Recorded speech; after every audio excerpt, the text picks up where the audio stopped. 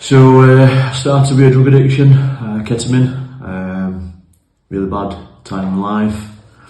I found out my ex-partner was pregnant with my daughter. She basically helped me kick the addiction, but from the addiction it went downhill. From the addiction it became depression. From depression then, I split up my my daughter's mum, and from there it went even further and further downhill until it got to suicidal tendencies. Never actually acted on them, but they were there in my head. I wanted to. I had enough of life. One day I was sat around Bolton Brickyard Pond, looking at the water, and that was it. I thought that was my time. I'd done. I'd enough of life. Then my daughter rang me out of blue. From that's when I knew I needed help. From there I went on to go home to my mum. I cried to my mum for a solid 2 hours, telling her I needed help, telling her I was suicidal. And from there it's been a long uphill battle. Slowly but surely getting there. Not every day is easy. We're talking 7-8 years on now. But every day is a battle, and we nearly conquered it. Thank you. What would you tell other people that might be experiencing similar things to what your story is? Don't be afraid to tell your feelings. You know, if it weren't for my daughter, if it weren't for me crying to my mum, I probably wouldn't be in her. That's as honest as it gets. You might think you've got no one, in actual fact, you've got everyone. So definitely speak to someone if you can. Thank you, Ryan.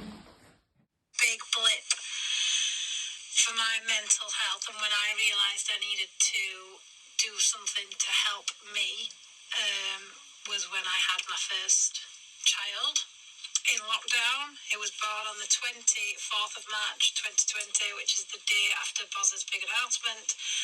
I was fine for quite a while because it's quite nice just being at home and not having to worry about anything else, and not having to cope with a lot of people come in to visit. But then as we started to come out of lockdown and get back into society, that's when I realised I was struggling, and I just couldn't be out and about, and I stopped going out and about. And then I rang a child support, I can't even remember who it was now, some kind of child support line, and they referred me for some CBT, which basically just stripped back all those deep feelings I was having, and it really makes you rationalise and just take a breath, I think. So if somebody was in a similar situation, which there are going to be a lot of people in that situation,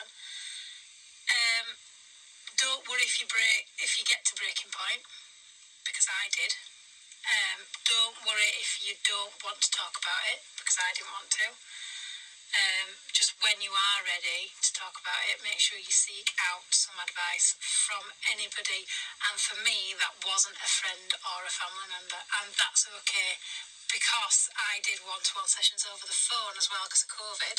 That really helped me, because it was just like ringing a friend, and I became really close to my therapist then. Wherever you feel comfortable getting the help you need, take the help. Don't think, oh, she did it this way, or he did it that way, or I can't access this. You need to just be comfortable with however you find that help for you. So even if it is finding a good book that has help in it, or talking to a friend, or talking to family, or getting a referral, get the help wherever you see fit and wherever you're comfortable getting the help.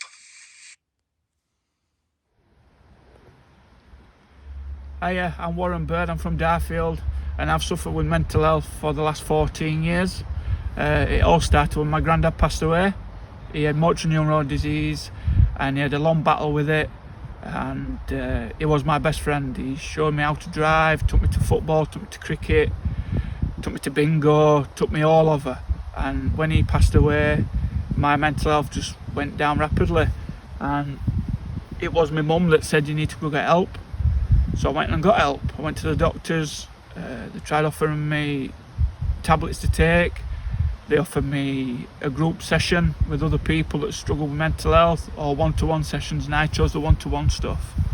I'm a popular, confident person, but I would have been shy around a group of people. So I got the help, one-to-one stuff, through my doctors, and it's helped me massively. I opened up, and yeah, that's my advice. I would just go get the help that you need, and it's helped me throughout the 14 years. I've been several times over the years. Even 4 or 5 years ago I went, and it just helps open up, give me management tips on how to control my anxiety, my stresses, and living week in, week out with mental health. It never goes away. It's always with you. It will be for the rest of your life. Everybody has it, but it's how you manage it that's the important thing. I'm Jamie. I've experienced poor mental health throughout my whole life due to childhood trauma and other issues. It's kind of led on to anxiety, depression, low self-worth, which kind of led me on to gambling addiction, alcohol addiction, and drug misuse. All them things have kind of spiralled over the last 10-15 years, where I'm putting myself in situations where it was harming myself, harming other people, and eventually I got to a point where it had to kind of stop. I hit like a kind of breaking point in my life where I had to kind of change. At that point I reached out and made it public that what was kind of going on in my life, and kind of was really open about it, and it's changed my life really. I went to certain places like Alcoholics Anonymous, and I've got a lot of help from friends and family who didn't realise that I was kind of struggling. And one of the things is that when you do speak out, your kind of life just starts again, and you can just experience things on a completely different level. So speaking out, and just anyone, even if your family, your friends, or anyone, just speak out and just get that help, because it's completely changed my life. Hi, I'm Katie, and I've always struggled with my mental health. It wasn't until 2010 until I actually went and sought help from my local GP and went through something called CBT, which is cognitive behavioural therapy. I underwent that for 12 months, and it helped me process my thoughts, feelings and emotions so that I could carry on with my daily routine, going to work and blah blah blah. Obviously, throughout life, things have been thrown at me again and again, and even though I'd had this therapy and I knew how to deal with the emotions and stuff, I still struggled every day.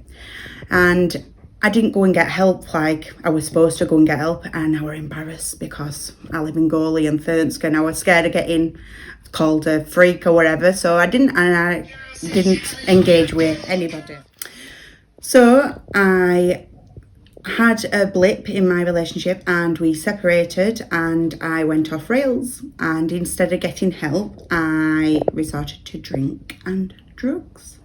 And although I weren't a massive drug taker, they still affected my mental health. And rather than dealing with it and going to seek professional help or speaking to anybody, I took everybody else's problems on. So I was drinking day, weekends, binge drinking, and helping everybody else with their problems to bury my head in things, and things got really worse, and then had a breakdown, couldn't deal with it, and decided to self-help.